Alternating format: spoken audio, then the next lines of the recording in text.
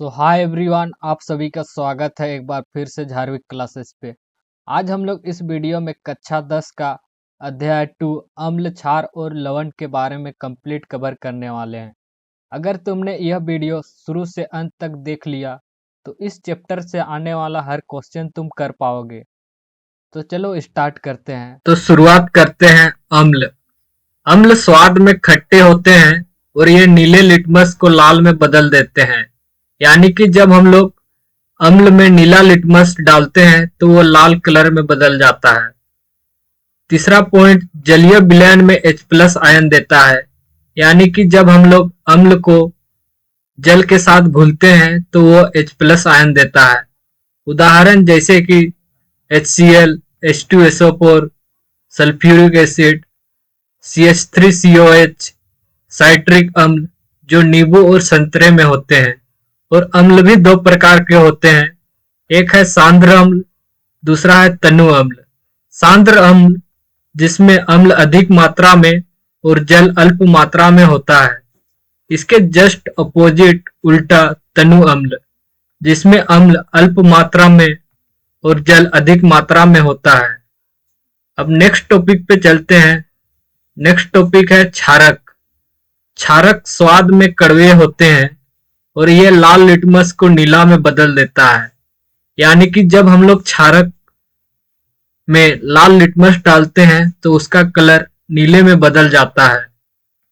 Third point, जलीय विलयन में OH आयन देते हैं। यानी कि जब हम लोग क्षारक को जल के साथ घुलते हैं तो वो OH आयन देते हैं। उदाहरण जैसे कि sodium hydroxide, potassium hydroxide, ammonium hydroxide. अब क्षार। क्षार और क्षारक में अंतर होता है। क्षार जल में घुलनशील क्षारक को हम क्षार कहते हैं। नेक्स्ट टॉपिक है सूचकों के प्रकार। इससे पहले हम लोग जानते हैं सूचक क्या होती है। सूचक ऐसे पदार्थ होते हैं जो अपने रंग बदलकर किसी विलयन की अम्लीयता या क्षारीयता का संकेत देते हैं। सूचक मुख्य रूप से 3 प्रकार के होते हैं। एक है प्राकृतिक सूचक। प्राकृतिक सूचक पौधे, फूलों और सब्जियों से प्राप्त होते हैं। पहला आता है वह लिटमस पेपर। यह सबसे आम प्राकृतिक सूचक है और यह लाइकेन से प्राप्त होता है। यह बहुत इंपॉर्टेंट है कि लिटमस पेपर किससे प्राप्त होते हैं, तो तुम्हें पता होनी चाहिए कि यह लाइकेन से प्राप्त होते हैं। और यह अम्लीय माध्यम में लाल रंग में बदल जाता है और क्षारीय माध्यम में नीला रंग में। सेकंड प्राकृतिक सूचक है हल्दी। यह अम्लीय माध्यम में पीला रंग यानी कि जैसा का वैसा ही रहता है और जब हम इसको क्षारीय माध्यम में डालते हैं तो यह लाल रंग में बदल जाता है। नेक्स्ट प्राकृतिक सूचक है गुड़हल का फूल। अम्लीय माध्यम में यह लाल रंग में बदल जाता है जबकि क्षारीय माध्यम में हरा रंग में बदल जाता है। अब नेक्स्ट टॉपिक पे चलते हैं, वह है कृत्रिम सूचक। कृत्रिम सूचक प्रयोगशाला में तैयार किए जाते हैं। यानी कि इसको फैक्ट्री या प्रयोगशाला में बनाया जाता है। जैसे कि फिनोप्थेलिन अम्लीय माध्यम में रंगहीन होता है और यह क्षारीय माध्यम में गुलाबी रंग के होते हैं। दूसरा कृत्रिम सूचक है मिथाइल ऑरेंज। अम्लीय माध्यम में यह लाल रंग का होता है जबकि क्षारीय माध्यम में पीला रंग होता है। अब थर्ड सूचक है गंधीय सूचक। जिन पदार्थों का गंधीय अम्लीय क्षारक माध्यम में बदल जाए उसे हम गंधीय सूचक कहते हैं। यानी कि ऐसे पदार्थ जिसका अम्लीय और क्षारक के माध्यम में डाला जाए तो उसका गंध बदल जाए, ऐसे सूचक को हम लोग गंधीय सूचक कहते हैं। जैसे कि तुम्हारे सामने है प्याज का रस। यह अम्ल में तीक्ष्ण गंध देता है जबकि क्षारक में कोई गंध नहीं देता है। दूसरा है वेनिला। यह अम्ल में समान रहता है जबकि क्षारक में कोई गंध नहीं देता है। थर्ड है लौंग का तेल। वो समान रहता है अम्ल में, और जब हम लोग उसको क्षारक में डालते हैं तो वो कोई गंध नहीं देता है। तो यहाँ पे तुम्हारा सूचक का पाठ खत्म होता है, जिससे हमें पता चला कि सूचक का उपयोग कर हम अम्ल या क्षारीय का पता कर सकते हैं। अब जानते हैं अम्ल और क्षारक के गुणधर्म। जैसे कि तुम्हारा गुणधर्म है ज्यादा बातें करना, लोगों के साथ, लड़कियों के साथ फ्लर्ट करना। इसी तरह हम लोग जानते हैं अम्ल का गुणधर्म, कि अम्ल का गुणधर्म कैसा है। तो अम्ल जो धातुओं के साथ अभिक्रिया, अम्ल सक्रिय धातु से अभिक्रिया करके हाइड्रोजन गैस मुक्त करते हैं। उदाहरण जैसे कि HCl। HCl जब जिंक के साथ अभिक्रिया करता है तो जिंक क्लोराइड्स लवण और H2 का निर्माण करता है। नेक्स्ट है धातु ऑक्साइड के साथ अभिक्रिया। अम्ल जब धातु ऑक्साइड से अभिक्रिया करके लवण और जल बनाते हैं, यानी जैसे कि उदाहरण है HCl जब कॉपर ऑक्साइड के साथ अभिक्रिया करते हैं तो वह कॉपर क्लोराइड और H2O निर्माण होते हैं। थर्ड पॉइंट है कार्बोनेट और बाइकार्बोनेट के साथ अभिक्रिया। अम्ल कार्बोनेट और बाइकार्बोनेट से अभिक्रिया करके कार्बन डाइऑक्साइड गैस, जल और लवण बनाते हैं। उदाहरण, जब हम लोग HCl को कैल्शियम कार्बोनेट के साथ अभिक्रिया करते हैं तो कैल्शियम क्लोराइड, H2O जल और कार्बन डाइऑक्साइड बनाते हैं। नेक्स्ट है क्षारक के साथ अभिक्रिया। अम्ल क्षारक के साथ अभिक्रिया करके लवण और जल बनाते हैं। इस अभिक्रिया को हम उदासीनी अभिक्रिया कहते हैं। जो तुम्हें पूछा जाता है उदासीनी अभिक्रिया क्या है, तो ये तुम्हारे लिए बहुत ही इम्पोर्टेंट है। जैसे कि उदाहरण है HCl, हाइड्रोक्लोरिक अम्ल जब सोडियम हाइड्रोक्साइड क्षारक के साथ अभिक्रिया करते हैं तो वो सोडियम क्लोराइड लवण और H2A बनाते हैं, जल। नेक्स्ट है क्षारक। अम्लों के साथ अभिक्रिया। क्षारक अम्लों से अभिक्रिया करके लवण और जल बनाते हैं। यह एक उदासीनीकरण अभिक्रिया है। जैसे कि जस्ट ऊपर हमने देखा, सोडियम हाइड्रोक्साइड जब हाइड्रोक्लोरिक अम्ल के साथ अभिक्रिया करता है तो वह सोडियम क्लोराइड और H2O बनाते हैं। नेक्स्ट है धातु ऑक्साइड के साथ अभिक्रिया। कुछ क्षारक धातु ऑक्साइड से अभिक्रिया करके लवण और जल बनाते हैं। उदाहरण जैसे कि सोडियम हाइड्रोक्साइड जिंक ऑक्साइड के साथ अभिक्रिया करते हैं तो सोडियम जिंक डाइऑक्साइड और H2O जल का बनाते हैं। नेक्स्ट पॉइंट है अम्ल और क्षारक के जल में घुलने पर क्या होता है। जब अम्ल या क्षार को पानी में घोला जाता है तो वो आयन में टूट जाते हैं और ये आयन विद्युत धारा का संचालन करते हैं। यानी कि जब हम लोग अम्ल और क्षार को पानी में घोलते हैं तो वह आयन में टूट जाता है, जो हमें मदद करता है विद्युत धारा प्रवाह करने में। अम्ल का जल में व्यवहार। हाइड्रोजन आयन का उत्पादन, यानी कि जब हम लोग अम्ल को जल में घोलते हैं तो वह हाइड्रोजन आयन का उत्पादन करता है।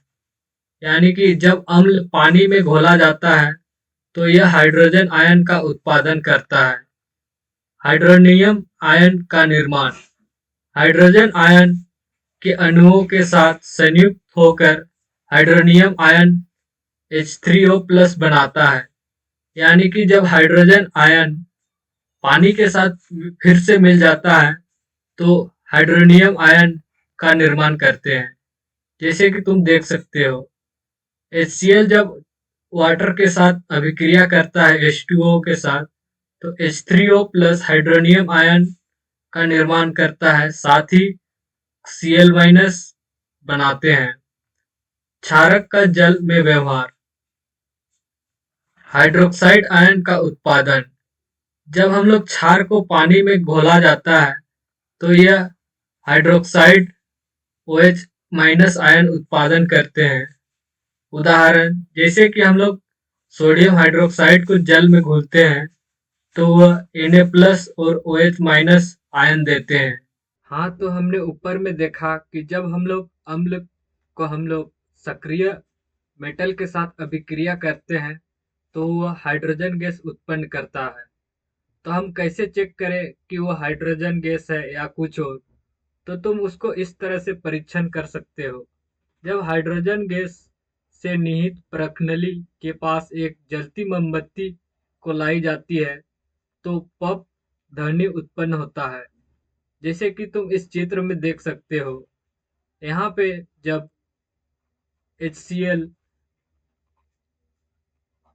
सक्रिय मेटल जैसे जिंक के साथ अभिक्रिया करता है तो वह जिंक क्लोराइड और हाइड्रोजन गैस उत्पन्न करता है, जो कि इस नाली के थ्रू आता है और इससे बुलबुले बन के निकलता है। और जब हम लोग जलती हुई मोमबत्ती इसके सामने लाते हैं तो एक पॉप साउंड आवाज होता है। तो इससे हमें पता चलता है कि यह हाइड्रोजन गैस उत्पन्न कर रहा है। हाँ, तो हमने देखा ऊपर जब हम लोग कैल्शियम कार्बोनेट और अम्ल के साथ अभिक्रिया करते हैं तो वह लवण, जल और कार्बन डाइऑक्साइड का निर्माण होता है। तो कार्बन डाइऑक्साइड को हम कैसे चेक करें कि वो कार्बन डाइऑक्साइड है या हाइड्रोजन है? तो इसको चेक करने का आसान तरीका है। पहला है कार्बन डाइऑक्साइड का परीक्षण। कार्बन डाइऑक्साइड को चूने पानी से प्रवाहित करने पर वह पानी दूधिया हो जाता है। यानी कि जब हम लोग कार्बन डाइऑक्साइड को चूने पानी यानी कि कैल्शियम हाइड्रोक्साइड से प्रवाहित करते हैं तो वह पानी दूधिया में बदल जाता है, जैसे कि तुम इस पिक्चर में देख सकते हो। इसमें इससे कार्बन डाइऑक्साइड निकल रहा है CO2 और इसमें रखा हुआ है कैल्शियम हाइड्रोक्साइड। अब इसके थ्रू पास करेंगे तो यह दूधिया में बदल जाता है, जैसे कि यहाँ पे तुम्हारा समीकरण दिया हुआ है। कैल्शियम हाइड्रोक्साइड जब कार्बन डाइऑक्साइड के साथ अभिक्रिया करता है तो वह कैल्शियम कार्बोनेट और H2O निर्माण होते हैं। और जब हम लोग अधिक मात्रा में कार्बन डाइऑक्साइड प्रवाहित करते हैं तो वह कैल्शियम कार्बोनेट जो यहाँ पे बना वो H2O और कार्बन डाइऑक्साइड से मिलकर कैल्शियम हाइड्रोकार्बोनेट बनाता है। अब नेक्स्ट टॉपिक पे चलते हैं, वह है जलीय विलयन में अम्ल और क्षारक। अम्ल जल की उपस्थिति में अम्ल H+ आयन उत्पन्न करते हैं। यानी कि जब हम लोग अम्ल को जल से घुलते हैं तो वह H+ आयन देता है और H+ आयन H3O+ आयन के रूप में पाए जाते हैं। यानी कि वापस H+ H2O यानी कि जल से मिलकर H3O+ बनाता है। उदाहरण जैसे कि HCl H2O के साथ अभिक्रिया करता है तो वह H3O+ HCl- का निर्माण होता है। नेक्स्ट है क्षारक। क्षारक जल की उपस्थिति में OH- आयन बनाते हैं। यानी कि जब हम लोग क्षारक को जल के साथ घुलते हैं तो वह सोडियम यानी कि Na+ और OH- आयन उत्पन्न होते हैं। जल के साथ अम्ल व क्षारक मिलते समय सावधानियां। यानी कि जब हम लोग अम्ल और क्षारक जल के साथ घुलते हैं तो उसके कुछ सावधानियां हैं, यानी कि कुछ तुम्हें ध्यान रखने हैं। हमेशा अम्ल और क्षारक को जल में धीरे धीरे मिलाना चाहिए। यानी कि तुम अम्ल या क्षारक लो, जल में तुम एक एक बूंद करके डालो और उसको धीरे धीरे घोलो। यानी कि तुम्हें एक ही बार ज्यादा एक डब्बा एक बोतल एक साथ नहीं डालना है, यानी बूंद बूंद करके डालना है। यह प्रक्रिया बहुत ही उसमें छेपी होती है, इसीलिए कांच पात्र में लगातार हिलाते रहना चाहिए, यानी कि यह ऊष्माक्षेपी होती है, यानी कि इससे ऊर्जा निकलती है, गर्म यानी कि ऊष्मा ताप निकलती है। इसीलिए इसे कांच के पात्र में लगातार हिलाते रहना चाहिए। इसीलिए हम लोग कांच के ताप में रखते हैं और थोड़ा बहुत हिलाते रहते हैं ताकि वो गर्म ना रहे। नेक्स्ट टॉपिक है अम्ल एवं क्षारकों की प्रबलता, यानी कि अम्ल और क्षारकों की पावर। किसी क्षारक या अम्ल की प्रबलता उसके द्वारा उत्पन्न H+ आयन और OH- आयनों की सांद्रता पर निर्भर करता है, यानी कि कौन कितना अधिक पावर अम्ल और क्षारक है वो उसके H+ आयन और OH- आयनों से पता चलता है। अम्ल और क्षारकों की प्रबलता हम एक सार्वभौमिक या सार्वत्रिक सूचक द्वारा ज्ञात कर सकते हैं, यानी कि पीएच, जिसके थ्रू हम पता कर सकते हैं कि अम्ल कितना प्रबलता है या कोई क्षारक कितना प्रबलता है। अब जानते हैं कि सार्वभौम सूचक या सार्वत्रिक सूचक क्या है। यह अनेक सूचकों का मिश्रण होता है। यह सूचक किसी विलयन में हाइड्रोजन आयन की विभिन्न सांद्रता को विभिन्न रंगों में प्रदर्शित करते हैं, जो कि तुम देख सकते हो इसमें। इसमें अनेक सूचकों का मिश्रण होता है, यानी कि यह सूचक विलयन में हाइड्रोजन आयन के विभिन्न सांद्रता को विभिन्न रंगों में प्रदर्शित करते हैं, यानी कि इसमें जो सबसे ज्यादा है लाल है उसमें ज्यादा H+ आयन होते हैं और जो सबसे कम है उसमें कम H+ आयन होते हैं। इस तरह से दर्शाया गया है।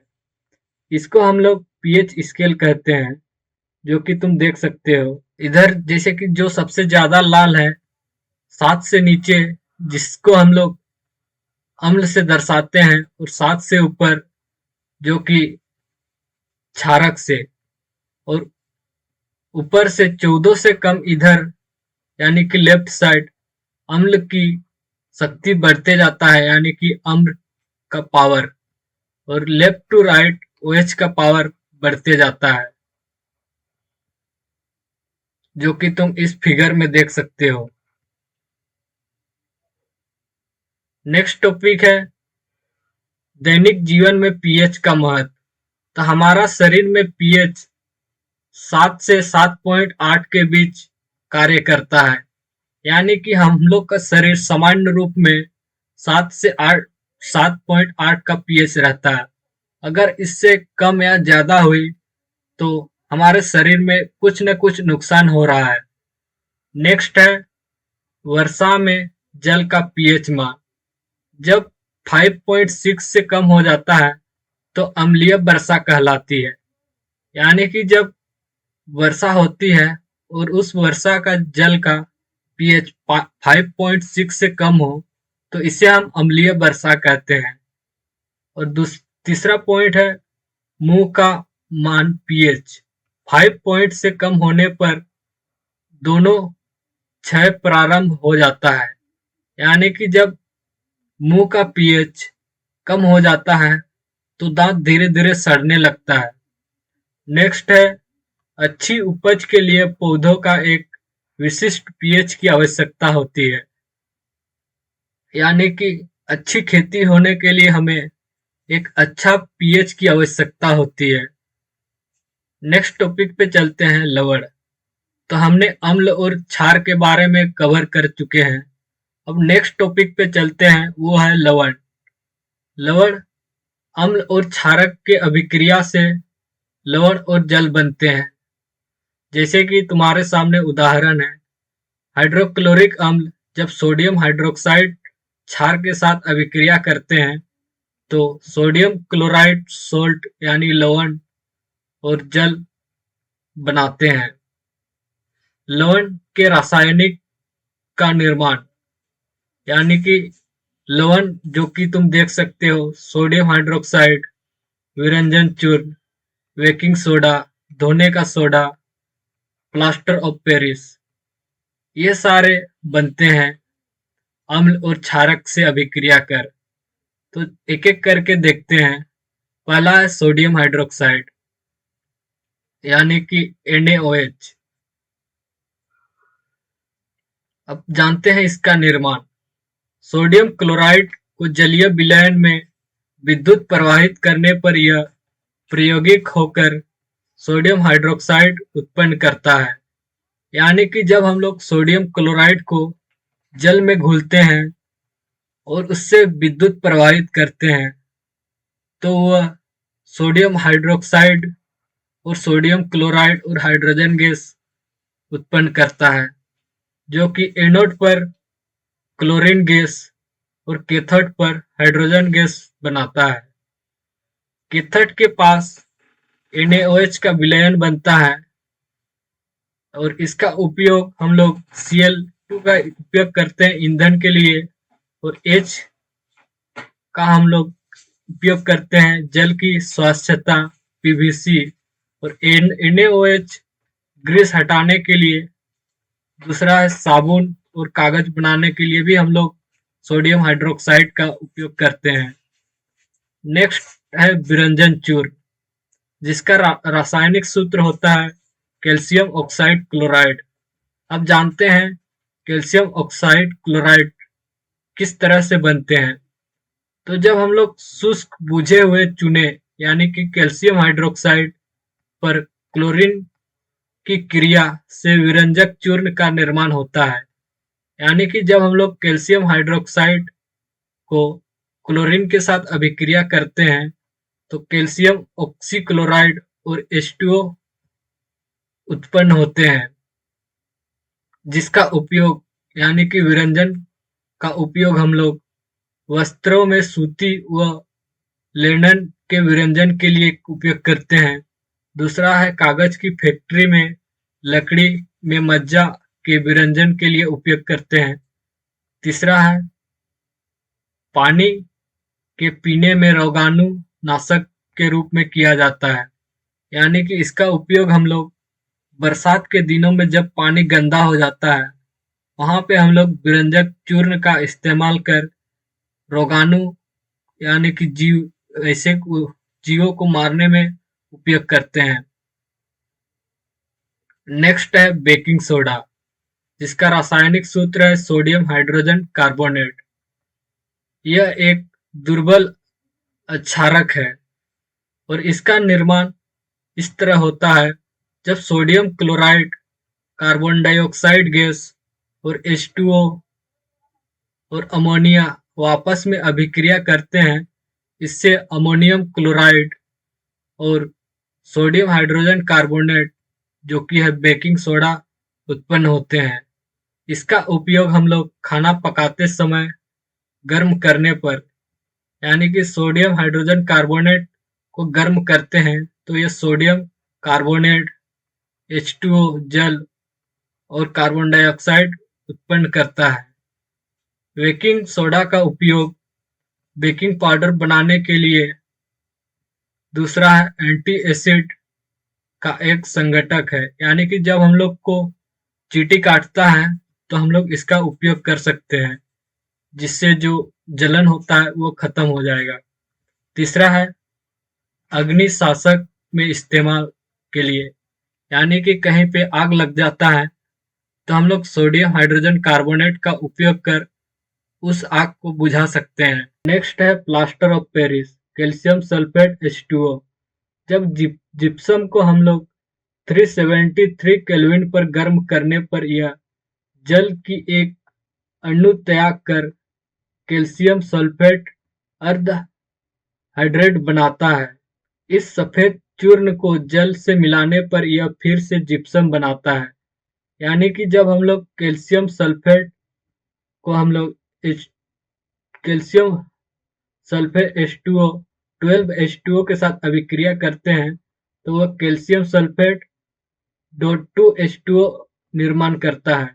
और जिप्सम का उपयोग तो तुम्हें पता ही है, इसका उपयोग टूटी हुई हड्डियों को सही जगह पर स्थिर रखने के लिए करते हैं। दूसरा है दूसरा है खिलौने तथा सजावट का सामान बनाने में भी हम लोग प्लास्टर ऑफ पेरिस का उपयोग करते हैं। थर्ड है दीवार की सतहों को चिकना बनाने के लिए भी हम लोग प्लास्टर ऑफ पेरिस का इस्तेमाल करते हैं। अगर वीडियो पसंद आया और इस तरह के वीडियो पाना चाहते हो तो चैनल को सब्सक्राइब करो और दोस्तों के साथ शेयर करो। मिलते हैं नेक्स्ट वीडियो के अंदर।